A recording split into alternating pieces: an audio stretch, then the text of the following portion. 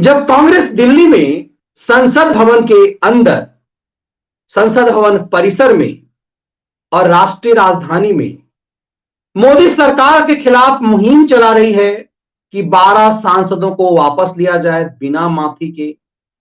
राहुल ताल ठोक रहे हैं, माफी नहीं मांगेंगे। राहुल किसानों के लिए ताल ठोक रहे हैं कि किसानों के मामले में सरकार को घुटने के बल आना होगा। कुछ विपक्षी पार्टी यहां नजर आ रही है, लेकिन मूल विपक्षी पार्टी में अब आगे बढ़ता हुआ ममता बनर्जी की टीएमसी और राष्ट्रवादी कांग्रेस पार्टी शरद पवार की इस लड़ाई में बैकफुट पे क्यों है? क्यों इस लड़ाई को कांग्रेस के साथ वो दिखना नहीं चाहती? पूरे तमाम टेलीविजन चैनल में यह माहौल बनाया जा रहा है कि ममता बनर्जी फाइटर हैं और ममता बनर्जी ने मुहिम चला दिया है। ममता बनर्जी अब केंद्र में नेतृत्व संभालना चाहती है। ममता बनर्जी अब यूपीए में की अगुवाई करना चाहती है और इसीलिए ममता बनर्जी अपने पैर फैला रही है। लेकिन क्या ये सब कुछ ममता बनर्जी कर रही है या इसके पीछे घाघ शरद पवार की भूमिका है? जरा इसे समझने की कोशिश करते हैं। शरद पवार राष्ट्रवादी कांग्रेस पार्टी के नेता। शरद पवार वो नेता जिसने सबसे शुरुआत में सोनिया गांधी की कब्र खोदने की कोशिश की। शरद पवार वो नेता जिन्होंने सोनिया के नेतृत्व को स्वीकार नहीं किया, विदेशी मूल का मुद्दा उठाया। सोनिया की बर्बादी की कहानी, सोनिया को अपमानित करने की पहली स्क्रिप्ट शरद पवार ने लिखी। लेकिन कहते हैं ना, राजनीति में न कोई अस्थायी मित्र होता है न अस्थायी शत्रु। राजनीति किसमें कोई किसी का नहीं होता। शरद पवार को जब जरूरत पड़ी तो यूपीए के साथ भी आए। शरद पवार ये जानते हैं कि उनकी पार्टी महाराष्ट्र तक सीमित है, तो वो सत्ता में हिस्सेदारी के लिए कांग्रेस के साथ रहे, कांग्रेस के खिलाफ भी रहे। अब की बार जो चीजें दिख रही है उसमें महाराष्ट्र में महाआघाड़ी की जो सरकार है, उस महाआघाड़ी की सरकार में कांग्रेस भी है और एनसीपी है, साथ में शिवसेना भी है। लेकिन शरद पवार अपने ही सहयोगी को साइडलाइन करके, कांग्रेस को साइडलाइन करके ममता बनर्जी को मुंबई बुलाते हैं, खुद दिल्ली में रहते हैं। 2 दिन तक ममता बनर्जी बैटिंग करती हैं मुंबई में। उसके बाद शाम में शरद पवार मुंबई पहुंचते हैं और फिर ममता के साथ उनकी बैठक होती है। ममता शरद पवार के घर में जाते हैं, मतलब शरद पवार नहीं जाते हैं ममता से मिलने के लिए, ममता मिलने आती है शरद पवार के पास। देखने में लगता है कि ये पूरी बैटिंग ममता बनर्जी कर रही है, कर भी रही है, क्योंकि आप जब ताकतवर होंगे तभी आपका सम्मान होगा। दरअसल ममता बनर्जी ने पूरे पूर्वोत्तर में कांग्रेस की कब्र खोदी। मेघालय में उसके 12 विधायकों को अपनी पार्टी में ले लिया। त्रिपुरा में फाइट करते हुए त्रिपुरा और असम मिलाकर के कह लीजिए, कांग्रेस की जो महिला कांग्रेस की अध्यक्षा थी सुष्मिता देव, उसे कांग्रेस में शामिल कर लिया। बिहार से कृति आजाद को, हरियाणा से अशोक तंवर को, गोवा के पूर्व मुख्यमंत्री को अपनी पार्टी में ले लिया। ये सब करते हुए ममता ने अपनी ताकत दिखाई कि विपक्ष को क्यों उसके सामने आना चाहिए। लेकिन ये काम शरद पवार भी तो कर सकते थे। शरद पवार अब उम्र दराज हो गए और शरद पवार महाराष्ट्र में सरकार चलाते हुए इसकी अगुवाई नहीं कर सकते थे। तो अब देखिए कि शरद पवार के सामने ममता अपने तेवर में कहती हैं कि कौन यूपीए, कैसा यूपीए। ये अपने आप में अपमानित करने वाला था। जब त्रिपुरा में कांग्रेस की पिटाई टीएमसी ने की, कांग्रेस चुप रही। असम में पिटाई की, कांग्रेस चुप रही। मेघालय में बर्बाद कर दिया कांग्रेस को, कांग्रेस चुप रही।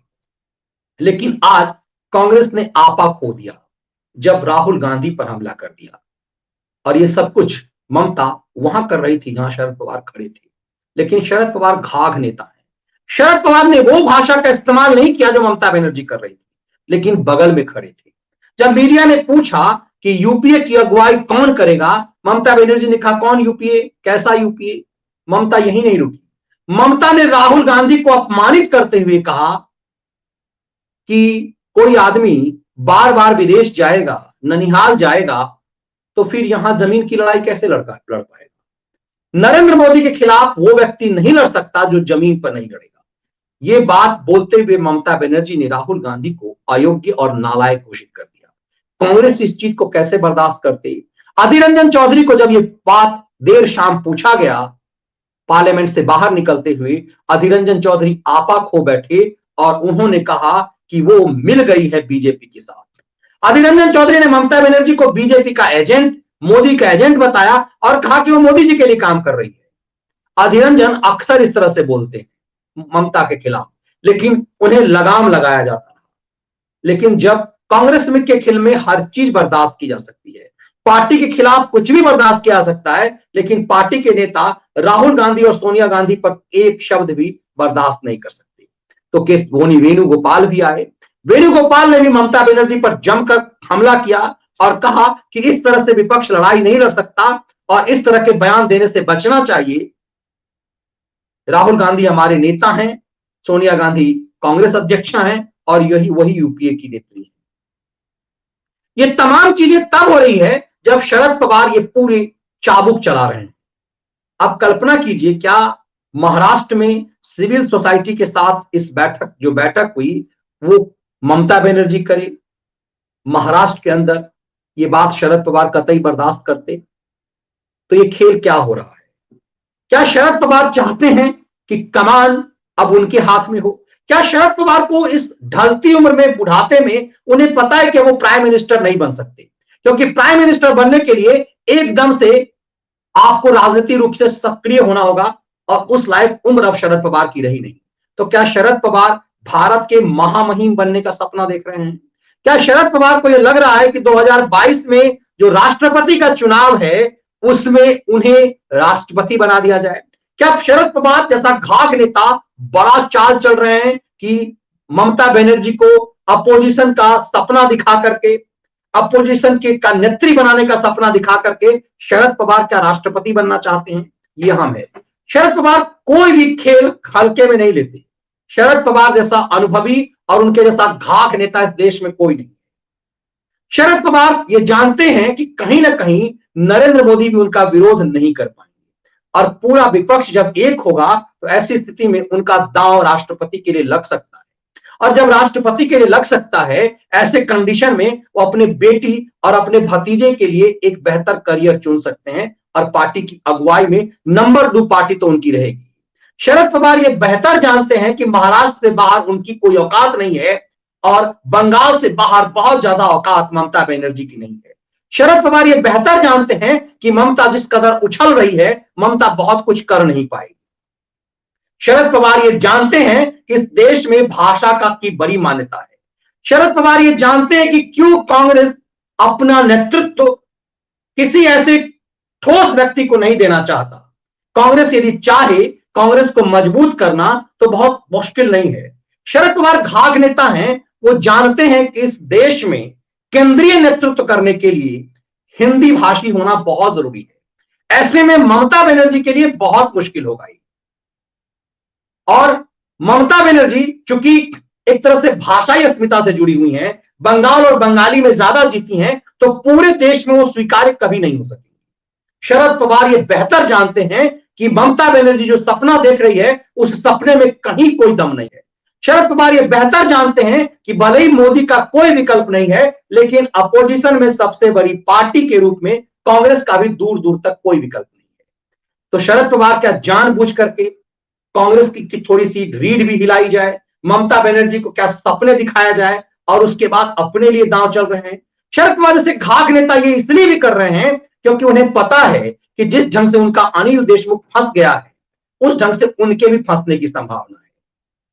शरद पवार ये जानते हैं कि अनिल देशमुख पर आरोप बेहद गंभीर है और कांग्रेस को कमजोर करके वो कहीं ना कहीं मोदी को भी खुश कर सकते हैं और ऐसे में उनके अनिल देशमुख पर जो लगा आरोप है उसका दाग, उसकी तपिश शरद पवार तक ना पहुंचे, जिसकी संभावना बहुत ज्यादा है।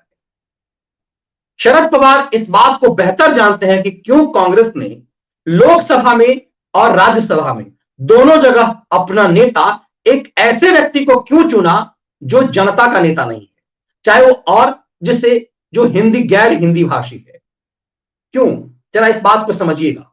अधीर रंजन चौधरी बंगाली भाषी हैं, उसे हिंदी नहीं आती, अक्सर वो प्रोनाउंसिएशन से ही लेकर के वो क्या बोलते हैं उन्हें कुछ समझ में नहीं आता। सदन में वो कुछ बोल जाते हैं, फिर माफी मांग लेते हैं। ये कई बार हुआ तो कह चुके हैं कि मुझे हिंदी नहीं आती। आपको हिंदी नहीं आती, आप हिंदी में बोलते हैं। आपको पार्टी ने अपनी लोकसभा में नेता बना दिया है। राज्यसभा में नेता कौन है? मल्लिकार्जुन खड़गे, जो लोकसभा में पहले नेता थे, जनता ने हरा दिया तो राज्यसभा भेज दिया। क्यों? मल्लिकार्जुन खड़गे की भी हिंदी बेहतर नहीं है। ये दोनों ऐसे नेता हैं जो राहुल गांधी के सामने अपनी लकीर बड़ी नहीं कर सकती। सोनिया, ममता जानते, शरद पवार बेहतर जानते हैं कि सोनिया जैसी घाघ महिला अपनी पार्टी और देश सब कुछ को बर्बाद कर सकती है, लेकिन बेटे के लिए वो कुछ भी कर सकती है।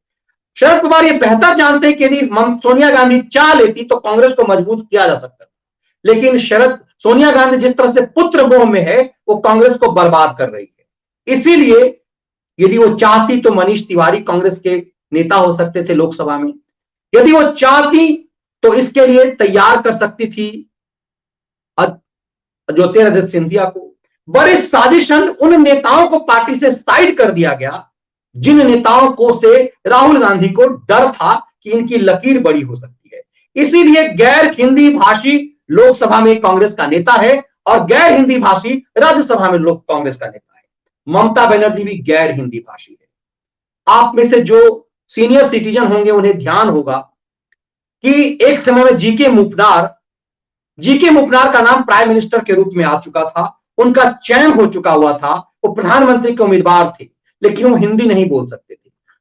जीके मुपनार ने खुद अपना नाम वापस ले लिया। देवेगौड़ा हिंदी ठीक से नहीं बोल पाते थे, उन्हें भारत का प्रधानमंत्री बना दिया गया, लेकिन वो इस्तेमाल होते रहे दूसरों के, चाहे लालू प्रसाद यादव हो, मुलायम हो, सबने इस्तेमाल किया। इसीलिए क्योंकि इस देश की राष्ट्रभाषा हिंदी है। क्षेत्रीय भाषाओं की अपनी महत्ता तो है, लेकिन इस बात को कतई इनकार नहीं किया सकता कि इस देश की राष्ट्रभाषा हिंदी है। मनमोहन सिंह जब लाल किले की प्राचीर से भाषण देते थे तो हिंदी में देते थे, लेकिन उसकी स्क्रिप्ट उर्दू में होती थी। देवेगौड़ा हिंदी में भाषण देते थे, उन्हें कुछ पता नहीं चलता था कि वो बोल क्या रहे हैं। वो रोमन में होता था, लेकिन वो आपको सुनाई हिंदी में देता था। उसका प्रोनाउंसिएशन उस ढंग से हिंदी में होती थी। मतलब ये कि इस देश, इसीलिए 10 साल तक एक तरह से गैर हिंदी भाषी मनमोहन सिंह, क्योंकि वो कहने के लिए तो गुरुमुखी थे, उनकी प्राइमरी शिक्षा उर्दू में हुई थी, वो बेसिकली अंग्रेजी दां थे। मनमोहन सिंह अंग्रेजी दां थे, उन्हें उर्दू भी, उन्हें पंजाबी भी ढंग से नहीं आती थी और हिंदी भी ढंग की नहीं आती थी। इसीलिए कांग्रेस, सोनिया गांधी ने मनमोहन सिंह को बनाया था ताकि मनमोहन सिंह एक ऐसा रीढ़ विहीन नेता रहे जो उनके बेटे के लिए कहीं बाधक नहीं। शरद पवार इस सब चीजों को जानते हैं। शरद पवार बेहद खाक हैं, उन्हें पता है कि इस देश में पूरा नेतृत्व ऐसे किसी व्यक्ति को कभी पूरे देश भर का नेतृत्व स्वीकार नहीं करेगा जिसे हिंदी ढंग से नहीं आती हो, और जो हिंदी भाषी पूरे देश के लिए ऐसा कैरेक्टर ना हो जाए जो किसी राज्य या भाषा या किसी प्रांत से बंधा हो। ममता बनर्जी की पूरी राजनीति बंगाली अहमियत से जुड़ा हुआ है और बंगाली सेंटीमेंट से जुड़ा हुआ है। जो नेता क्षेत्रीय छत्र बन करके जीना चाहता है वो कभी बड़ी लकीर नहीं खींच सकता, चाहे वो त्रिपुरा का मुख्यमंत्री हो, चाहे वो असम का मुख्यमंत्री हो। इन लोगों ने भले ही इनकी भाषा असमी या त्रिपुरा बंगला मिक्स भाषा हो, लेकिन इनने लकीर अपनी बड़ी खींची है राष्ट्रीय परिप्रेक्ष्य में। योगी आदित्यनाथ अपनी लकीर राष्ट्रीय परिप्रेक्ष्य में खींच रहे हैं। नरेंद्र मोदी अपनी परिप्रेक्ष्य गुजराती होते हुए राष्ट्रीय परिप्रेक्ष्य में खींचते थे। ममता बनर्जी ने अपने आप को बांध करके बंगाली स्वाभिमान से बांध करके रखा है। ऐसे में इस शरद पवार बेहतर जानते हैं कि ममता बनर्जी कभी भी कांग्रेस का विकल्प नहीं बन सकती है। शरद पवार कांग्रेस के विकल्प बन सकते थे, लेकिन शरद पवार की उम्र ढल रही है। शरद पवार के लिए ये ज्यादा आसान है कि ममता बनर्जी को बड़े बड़े सपने दिखाए जाए और इस सपने का मजा लिया जाए। शरद पवार के लिए अभी का वक्त इसलिए महत्वपूर्ण है क्योंकि महाराष्ट्र में जिस ढंग से उनकी सरकार पसोपेश में है, उनके बनाए गृह मंत्री जेल में हैं, उनका नवाब मलिक जल्द ही जेल जाने वाला है, उनके कई मंत्री जेल यात्रा पर निकल सकते हैं। ऐसे में इस बुढ़ापे में शरद पवार निष्कलंक जेल विहीन जिंदगी जीना चाहते हैं। इस तरह से यह स्थिति बनाकर कम से कम शरद पवार जानते हैं कि ये जो स्थिति बन रही है ममता बनर्जी को जो फुलझड़ी थमाया जा रहा है, ममता बनर्जी को जो गोलगप्पे दिखाए जा रहे हैं, ममता बनर्जी को जो सपने दिखाए जा रहे हैं, उसमें कहीं ना कहीं नरेंद्र मोदी भी आनंद ले रहे हैं, क्योंकि कांग्रेस मुक्त भारत इस देश की जनता ज्यादा चाहती है, उसे इसमें आनंद है, भले ही कांग्रेस मुक्त भारत हो या ना हो। तब आप इसको समझिएगा कि ममता बनर्जी से क्या कहवाया गया। ममता बनर्जी ने कहा कि हर राज्य में जो क्षेत्रीय छत्रप हैं, मतलब लालू बिहार में, यूपी में माया और मुलायम, महाराष्ट्र में जो शिवसेना या एनसीपी जो भी है, ममता ने कहा कि हम कहीं भी उस राज्य में नहीं जाएंगे जहां पर क्षेत्रीय राजनीतिक दल सक्रिय हैं। हम सब उस राज्य में मिलकर के चुनाव लड़ेंगे जहां कांग्रेस है, मतलब कांग्रेस की बर्बादी की कहानी लिखनी है। इसीलिए ममता ने कहा कि हम गोवा जा रहे हैं, हम आसाम जा रहे हैं, हम मेघालय में कांग्रेस को बर्बाद कर रहे हैं, हम त्रिपुरा में कांग्रेस को बर्बाद कर रहे हैं। इसीलिए आप देखिए कि सुप्रीम कोर्ट में याचिका लेकर के त्रिपुरा वाले मामले में कांग्रेस के बदले टीएमसी गई। और आज जिस ढंग से अपमानित किया है टीएमसी ने, चालाकी देखिए शरद पवार की घाक, कि शरद पवार ने अपने से एक शब्द भी नहीं बोला।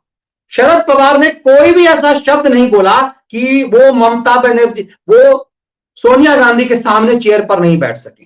शरद पवार जब ममता बनर्जी कह रही थी कि कौन यूपीए, कैसा यूपीए, तो शरद पवार ने मोर्चा संभाला और बीच में ही कहा कि विपक्ष टूटा नहीं है, इस गठबंधन में कांग्रेस भी शामिल हो सकती है।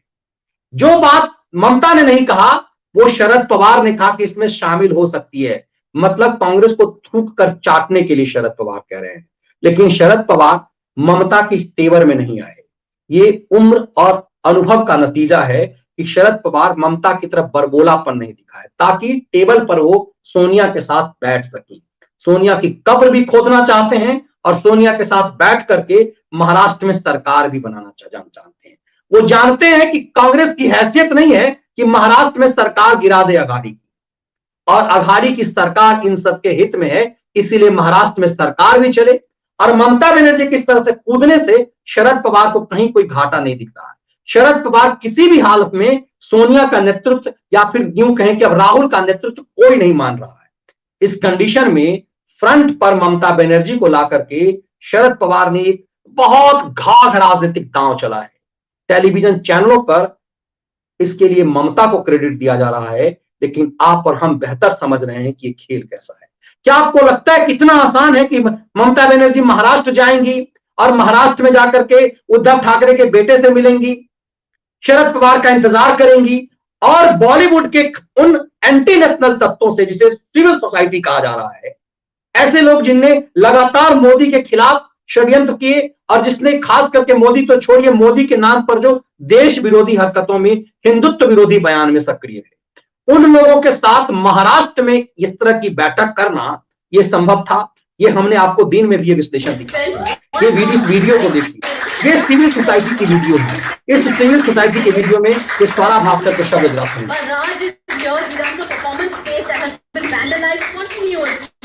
for hosting people like Munawar, like Aditi Mittal, like Agrima Joshua, who was attacked. Richa Chadha is here, Kubra Singh is here, Arpita, Ashwini sir, Avinash ji. All of these people are working in the film industry, facing a lot of resistance to tell stories where what is happening in India will find a place. Fahad is an activist who has multiple FIRs on him. We are in a situation today, and I'm sorry, I'm repeating what we all know, but it's a lived experience. We are in a situation today where for a common citizen like me, we either on one side, what are our options? What are we experiencing? On one side, there is the mob, completely unaccountable because the ruling dispensation has found a way to use the mob to its liking, and the police and the state seem to be completely okay with allowing that. On the other side, you have the state that uses arbitrary power and is distributing UAPA and sedition charges like it is prasad of a god we don't want to pray to but are forced to bow down to. This is our reality. I'm sorry I'm a little emotional. People ask, I'm sorry I'm a little emotional. अब देखिए यहां Swara Bhaskar civil society की team के साथ जो बात कह रही है, ममता बनर्जी वो काम महाराष्ट्र में कर रही है। मतलब क्या आप कल्पना कर सकते हैं कि महाराष्ट्र में ममता बनर्जी के लिए क्या हैसियत है, ममता बनर्जी के लिए वहां आयोजन कौन कर रहा है, तब समझ में आएगा कि शरद पवार कितना घाघ हैं और वो क्या खेल खेल रहे हैं।